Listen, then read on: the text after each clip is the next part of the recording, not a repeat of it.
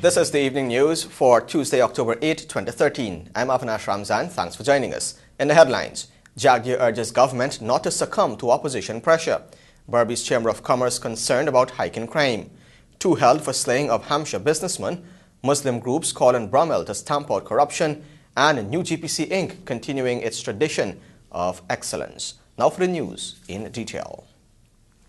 In the Samuel Suknanan report, we hear that former President Bharat Jagdeo is urging the government not to succumb to opposition pressure and jeopardize the gains made in returning democracy and development to Guyana. Here are details. Former President Bharat Jagdeo has urged the PPPC administration not to give in to the pressures that face them at present, but to press on with the work with the people's interest at heart. Jagdeo was at the time addressing a PPPC rally held at Lusiknan on Sunday. He said that government has been making huge strides to improve the lives of every Guyanese. He noted that in the past there were concerns about having access to healthcare, but this has now changed to the quality of healthcare being delivered. He recounted the days when Guyana was left in a terrible situation to repay a $2.1 billion debt and was barely able to advance any projects that would trigger growth and opportunities in the local economy. Today, we use not 94% anymore, 4% of revenue to pay debts, the lowest in the entire Caribbean. We have the fastest growing economy in the Caribbean. It has grown tremendously from 300 million to over 3 billion US dollars. We have 800 million US dollars sitting in the central bank. Interest rate inflation has come down. Interest rates have dropped steeply because of innovative things. You can borrow for low-income housing as low as 5% today. And that is why so many people can afford their homes, that they can build their own homes. That is how we have changed the country. Jagdeo said today Guyana is better off in terms of development, despite there is so much more that could have been done if the country did not incur a large debt like it did under the PNC regime. My generation that grew up without freedom in this country, many of the people who went to school with me couldn't dream about a life here, about raising a family here, about prospering here. The grandmothers and the parents, you have to ensure that your children has a future where they can live in freedom with dignity. And only the PPP can ensure that that happens, comrade. Only the PPP. We have a track record of freedom, fighting for freedom, being on the right side of history. For the Evening News, I'm Samuel Suknanan. President of the Berbice Chamber of Commerce, Mark Rupnarayan, is worried about the increase of serious crimes within the region and has urged that the security sector up its efforts in this regard. Whitney Prasad reports. During a telephone interview with the Evening News, President of the BCCDA, Mark Rupnarayan, made a call for a Ghana police force to up its crime-fighting tactics. While pointing to an increase in crime specifically within the East Berbice quarantine area, he pleaded with the relevant authorities to take drastic action in combating this upsurge in criminal activities. Rupnarayan maintained that the time is now for the GPF to wage war with criminal elements that are creating rampage in Berbice and assaulting businessmen and women. He said it is due to the recent hike in criminal activities that there is a widespread fear in the lives of the region's people. These incidents have damaging effects of the lives of the victims and the potential for business growth, he said. The president of the association asked, why must people live in fear and hopelessness because of a few criminals who seem to have outplanned, outthink and outplayed the GPF? He stated that it is discouraging to hear reports of the poor response time, unprofessional methods of investigation, and general lackadaisical attitude of some law enforcement officers during these terrifying and traumatizing periods of injustices. The association said that the Ghana Police Force must not turn a blind eye to the lawlessness of the streets and in communities, which no doubt contributes to delinquent activities. He said the business community can be called upon to assist in bringing an end to this ordeal. For the Evening News, Whitney Prasad. 2 men have been arrested for the murder of Devendra Deodat, also called Devo, aged 34, of Lot 72 Hampshire squatting area, quarantine Berbice, who was gunned down during a robbery on Monday last. The suspects have been identified as Tamishwar Kamaraj, also called Rambo, and Timothy Sampson. They are reportedly known characters to the police. However, the dead man's father-in-law, Rafiq Abdul, also called King, aged 57 of Lot 63 Williamsburg, Quarantine, who was shot twice to his shoulder, was admitted a patient at the Georgetown Public Hospital. The businessman's wife, Debbie Deodat, who was chopped to her head and hand, was treated at the Anamaya Private Hospital in Centerway. Police arrived on the scene a while later and found one spent shell and one 12-gauge shotgun carriage. The Guyana United Sadr Islamic Anjuman, the Catherine Islamic Complex, and the Metamerzorg East have joined other Muslim organizations in extending congratulations to the new top cop Leroy Brummel while advocating for him to tackle corruption in the force. Sabatini Daniels reports. Following the appointment of the new Commissioner of Police, Leroy Brummel, yesterday, the Muslim organizations urged him to urgently address and intensify efforts to stamp out corruption in the police force. In a release to the media, the Guyana United Sadr Islamic, the Anna Katrina Islamic Complex, and the Metamerzorg East organizations noted that if the police force is able to do this, it will be able to reclaim the confidence of the population in its ability to fight crime and do what is right. The Islamic organizations did not fail to call on Guyanese to give support to police officers in the fight against crime in the country. The Muslim organizations also expressed confidence that the long overdue confirmation of Brummel will serve to strengthen the resolve of the top cop in effectively leading the police force at this critical time. The organization's press release made reference to criminal elements in the country who are bent on disrupting the country through robberies, murders, banditry, execution, and others. It added that Brummel's appointment is seen as a positive move by the entire populace of the country. The new top cop was sworn in on Monday by President Donald Ramotar at the office of the President in the presence of top officials. Sabatini Daniels reporting for the Evening News. The People's Progressive Party Civic, the PPPC, today welcomed the announcement by the Ministry of Home Affairs of the establishment of a SWAT unit within the Guyana Police Force, which it said would significantly contribute towards the reduction of crime in Guyana. It noted with the operationalization of the unit, Guyanese can expect a more unified approach to dealing with specific threats to law and order, as it called on the ministry and the police force to work harder to restore higher levels of security in the country. It also condemned strongly the spate of unjustified political attacks being heard at the ministry for its policy decision to establish this unit, while explaining that it has noted the shameful ramblings of discredited APNU Member of Parliament Winston Felix, who history has so far recorded as Guyana's worst police commissioner.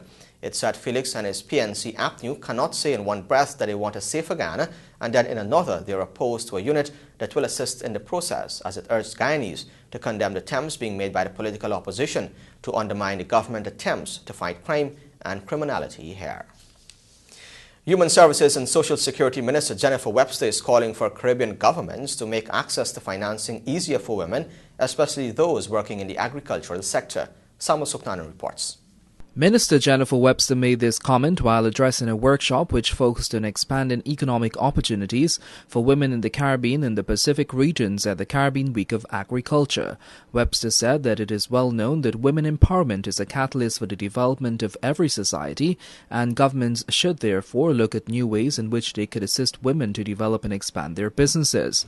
While small island developing states differ in terms of size, population, and social and economic conditions, Webster said they face common disadvantages in terms of size, narrow range of resources, fragile ecosystems, excessive dependence on international trade, and high transport and communication cost. Women in the Caribbean and the Pacific play a fundamental and significant role in coping with these challenges on a daily basis and have developed coping strategies and levels of resilience which enable them to continue to feed their families, their communities, protect their natural patrimony, and contribute to food and nutrition security, while ultimately improving the social and economic stability of their respective countries. She said the role of a woman as such affects the society and nation as a whole, and women empowerment must be seen as a catalyst for growth and diversification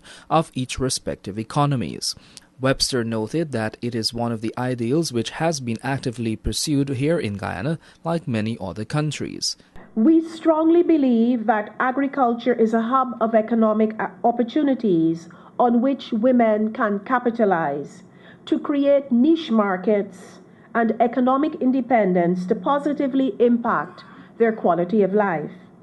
We believe that focus needs to be placed on creating more job opportunities in the value-added sector. The minister also made reference to the Women of Word project, WOW, which has seen a number of single mothers becoming entrepreneurs after accessing microloans through the partnership between government and the private sector. She urged other governments to look at creating a similar project for their women and to look at other ways of empowering them to make a more meaningful contribution to the growth and development of their countries. For the Evening News, I'm Samuel Suknandan. More news ahead. Stay tuned.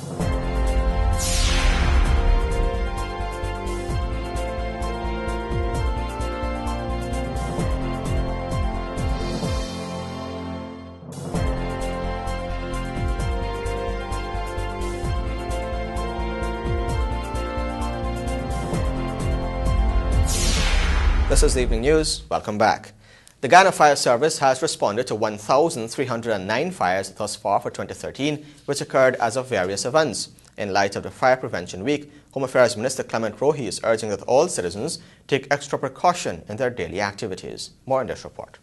Home Affairs Minister Clement Rohey has announced that some 94 buildings have been destroyed as a result of recorded fires, while 19 were severely damaged. Of those, he noted that 3 schools were affected. He added, too, that 44 of these were as a result of acts of arson due to domestic and property disputes, criminality, and wanton destruction of property, while 629 were as a result of vegetation and rubbish fires. Meanwhile, these fires have led to 297 people becoming homeless and 12 lives being lost. The causes of most of these fires stem from unsafe practices, such as carelessness, leaving children unattended, unsafe use and stealing of electricity, and acts of arson. As such, the minister has urged the public to rededicate themselves to preventing tragedy by practicing fire safety. Additionally, he said the Guyana Fire Service will be enhancing its efforts in promoting fire safety through exhibitions, television and radio programs, public awareness campaigns, and school visits. Fire Prevention Week is being observed from September 6 to October 12 under the theme, Be Alert, Be Committed, Make Fire Safety Your Priority. For the Evening News, Leanna Bradshaw. Meanwhile, the new GPC Incorporated has thrown its support into Fire Prevention Week by collaborating with the Guyana Fire Service to host sensitization programs for students. Here are details. The new GPC Incorporated today handed over a number of pamphlets that highlight the importance of Fire Prevention Week to the Guyana Fire Service, GFS, to aid in raising awareness of the observance among students. Making the presentation to the GFS at the Ghana National Stadium where the event took place, new GPC Marketing Associate Lavasti Buplal said it is part of a proactive effort to reduce fires in Guyana. We at New GPC Inc.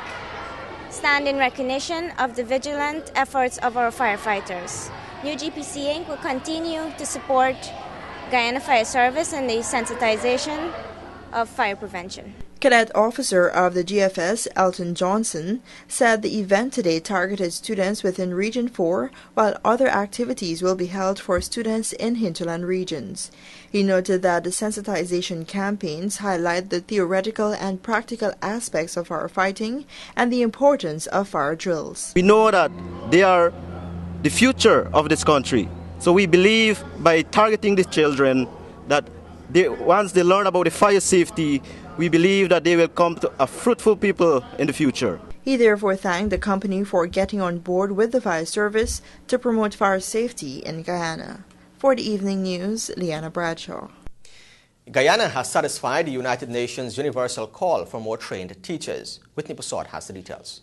The Education Minister, Priya Manik-Chan, who was speaking at a Guyana Telephone and Telegraph Company award ceremony for teachers, said that Guyana now stands at a good place in the world as it relates to the number of trained teachers. She said that the government of Guyana has always made teachers training a priority.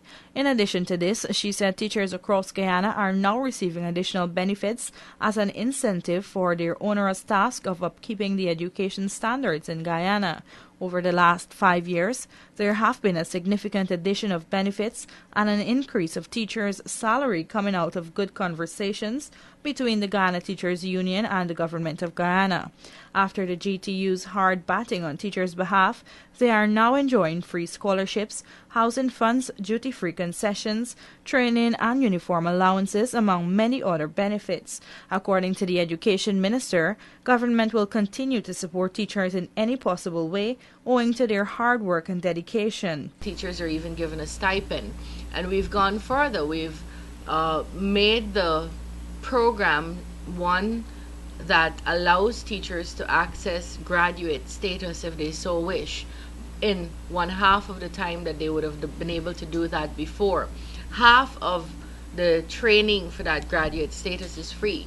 So teachers are asked to pay for the university part of the training, but the CPC years are free. Additionally, your union has worked with the government, and I'd like to congratulate here the union's executive and its membership for working with the government in a civilized fashion to arrive at benefits for teachers that have never before been enjoyed by teachers.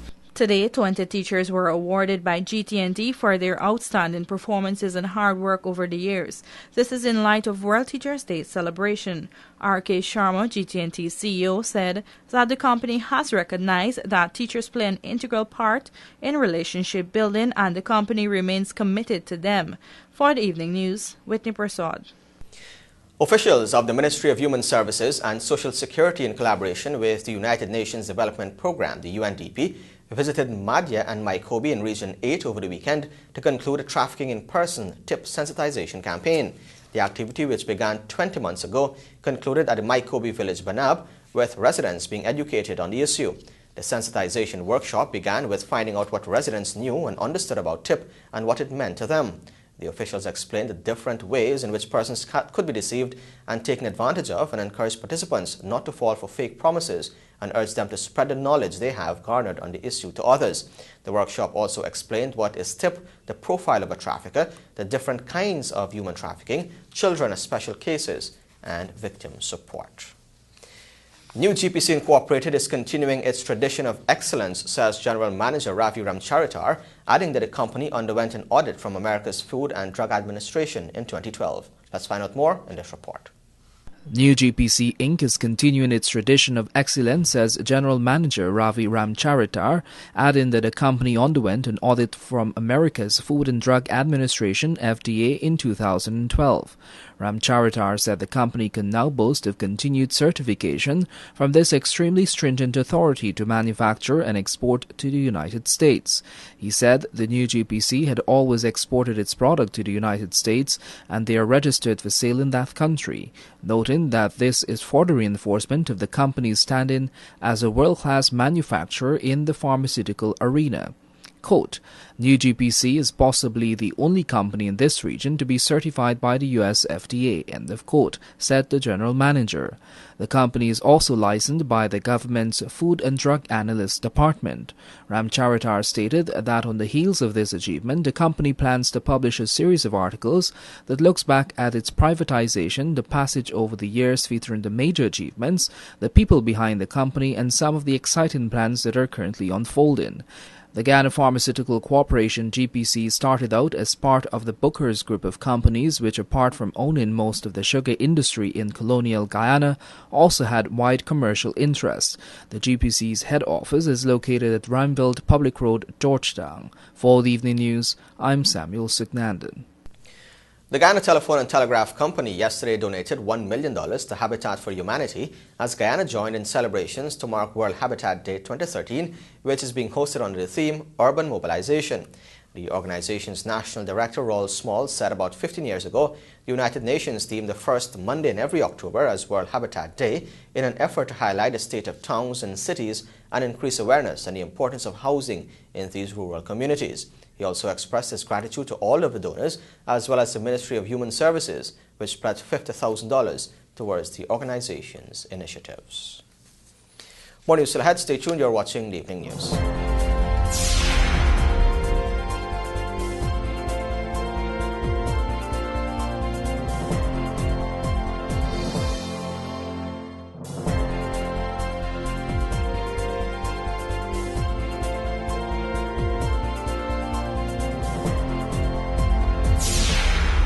This is the Evening News. Welcome back. The Guyana Cultural Association of New York recently honored well-known Guyanese artist Merlin Ellis with the award for originality and production of cultural themes in the visual arts. Ellis, who made a trip to New York City specially to receive her award, said that it is good to see that the public has appreciation for an individual's talent and for those who exercise an input for society to be in the arts and other areas.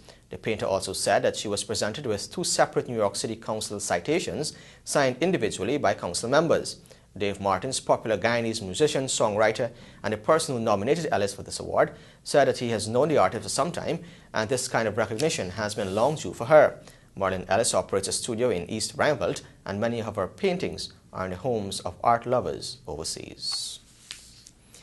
King's Jewelry World's annual duck curry competition is scheduled to be held in November. Let's find out more in this report. On November 17th, King's Jewelry World will be hosting its annual duck curry competition. The competition has been held for 12 years, and this one makes the 13th.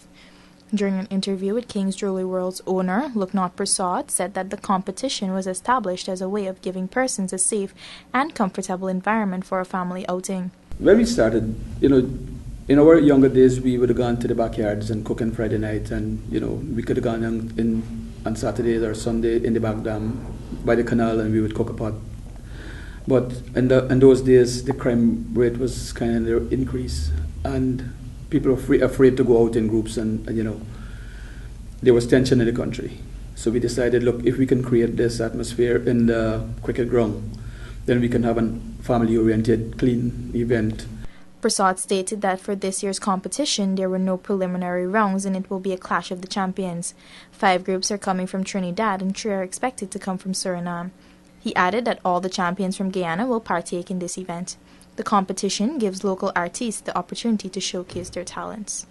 This year's prize is a whopping $1 million, and there will be as many as 25 groups competing for the prize. This year's duck curry competition will be sponsored by Digicel, Banks DIH, Carib Foods, Radio Guyana, Guyana Times, and Queen's Atlantic Inc. The Central Islamic Organization of Guyana, CIOG, held its annual Fun Day for Orphans at a Muslim Youth Organization ground on Wolford Avenue on Saturday. According to a release by the CIOG, it was honored to have the presence of the First Lady, Mrs. Deolachmi Ramutar, and Minister of Culture, Youth and Sport, Dr. Frank Anthony, at the event. In her address, the First Lady alluded to the importance of care for children and challenged the CIOG to help find jobs for the children once they become adults. Anthony challenged the CIOG for the initiative of taking care of the orphans and vulnerable children. Chairman Sheikh Zakir Khan confirmed that the orphans are placed with close relatives who receive a stipend on a monthly basis, together with school requisites and health care. He further stressed that several orphans, with the assistance of corporate businesses in Guyana, today enjoy meaningful employment. In case you have just joined us, you are watching the Evening News. Stay tuned for sport, sponsored by MAPCORP.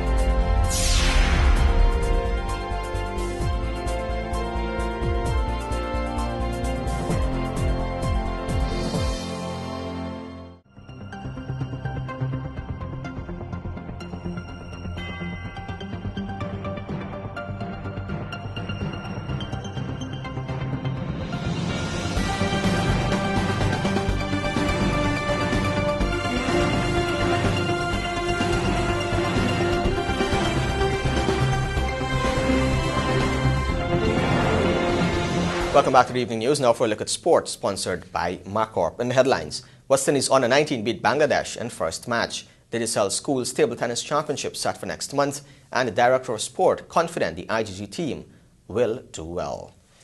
We start off by telling you that as the battle continues as to which football tournament will take center stage in December, Sport Minister Dr. Frank Anthony has added his voice to the ongoing standoff between the Guyana Football Federation and the Kashif Shanghai organization. Details in this report.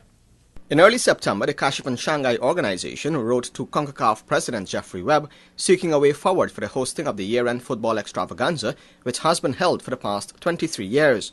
The organization is seeking answers on the hosting of the tournament, as the Guyana Football Federation, the GFF, is contending that a private body has to apply through an affiliate of the GFF in order to be granted permission.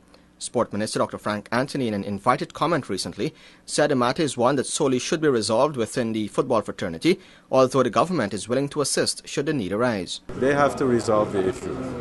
It is a matter for the football fraternity to resolve these issues, and whatever role we can play, if people feel that we can facilitate some discussions or something of that sort, then we are willing to do that. Minister Anthony added that he had discussions with the Kashif and Shanghai organization, and his hope is that an amicable solution is reached at the earliest. Apart from them working to resolve what issues they have with the GFF, they are also thinking about, I understand, a schools tournament.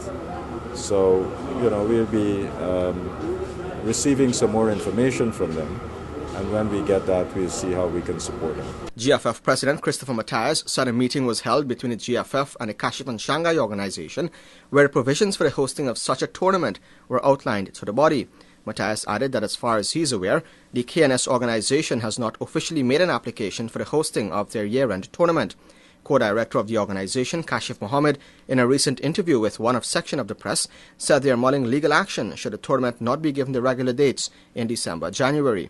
Meanwhile, the Georgetown Football Association, the GFA, on which body Matthias had previously served as General Secretary, has also been equipped with the provisions for the hosting of their Bangspear Cup tournament. This newscast understands that the GFA on Monday submitted to General Secretary of the GFF, Noel Adonis, the required prerequisites for the hosting of its annual Bangspear Cup knockout tournament. Now some cricket news. A fine half-century from opener Leroy Lugg spurred the West Indies under-19s to victory in the first 50-over match against Bangladesh at the National Stadium on Monday.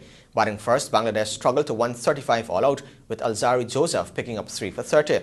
In reply, the West Indies under-19s coasted to victory at 138 for 4, with Lugg hitting 69 and Jeremy Salazano 27. The victory gave the West Indies a 1-0 lead in the 7-match series, which continues tomorrow at the GCC Ground Border from 9 hours. Students in the school system will be given an opportunity to exhibit their skills next month when the Guyana Table Tennis Association stages the annual Schools Championships at the Cliff Anderson Sports Hall. We caught up with the chief organizer of the event and national coach Lyndon Johnson this morning. The 4th annual event is once again being sponsored exclusively by cell phone service provider Digicel and will be held from November 1 to 4 at the Cliff Anderson Sports Hall. According to tournament coordinator and national coach Lyndon Johnson, the format will be a team and singles competition with schools expected from as far as Berbice, Bartica and the Essequibo coast. Invitational letters have been sent to prospective schools, and the Guyana Table Tennis Association is hoping to attract as many as 30 learning institutions. We also introduced a new category, this for the novice, the ones who never participate in tournaments or never played an organized tournament, to allow them just to, be involved in the championship, because we find that the other players normally dominate the tournament, and this is the reason why we introduced the novice category.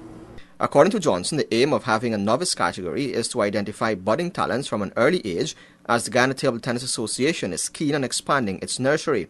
The general categories to be contested are under 11, under 13, under 15 and under 18, with a round robin followed by a knockout phase in both the team and singles divisions. The top schools and individuals will be rewarded with trophies and medals. Yeah, they have some other outstanding prizes, like the school who bring like over 50 students, you're going to receive a prize. They have the most disciplined school, the best dressed team, the most outstanding player, boy and girl, and that's some attractive prizes for the athletes. Participating schools are required to submit a maximum of 4 players, with the deadline for submission of entries being October 30, 2013. The aims of the competition are to foster camaraderie among students, promote and create a healthy lifestyle through table tennis, create opportunities for individuals to participate in recreational activities, and promote the basic objectives of the Guyana Table Tennis Association by having more players actively participate in the sport, both at the recreational and competitive levels. Meanwhile, Director of Sport Neil Kumar says he is confident that the Guyanese contingent will perform well at the upcoming Inter-Guyana Games to be staged in Suriname. Guyana will challenge their counterparts from Suriname and French Guyana in basketball, volleyball, athletics and swimming from October 17 to 21. According to Kumar, the local athletes have been in intense preparations over the past weeks, and he's positive they will come up with a solid performance in the neighboring Dutch-speaking nation.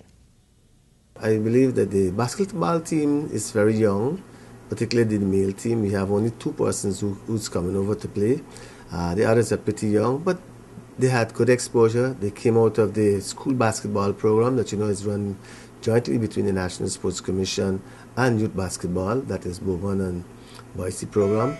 I'm extremely happy to say that they are well trained, and I think they're doing well. In respect to volleyball, I think Smithy is doing a good job. along with the guy from Berbice, and they're doing good training. Athletics, I think Guyana will hold their own in athletics. I'm a little worried about the field events, but as far as the track events are concerned, I think Guyana will dominate the track events. Swimming, well, I think swimming belongs to Suriname. Suriname is a champion team in the Caribbean.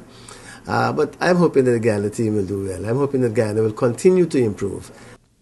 The first leg of the Inter-Guyana Games, which was won by host Guyana in August, saw a rivalry in chess, cycling, table tennis, and football.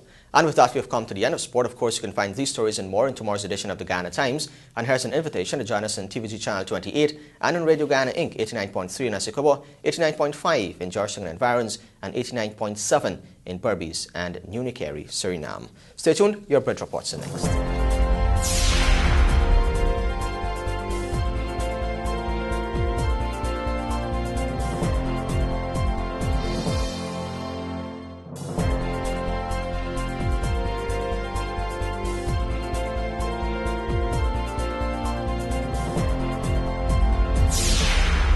This is the Evening News. Welcome back. Now for a look at your bridge reports. The Demerara Harbour Bridge will be closed on Wednesday, October 9 at 5 hours for a period of 1.5 hours.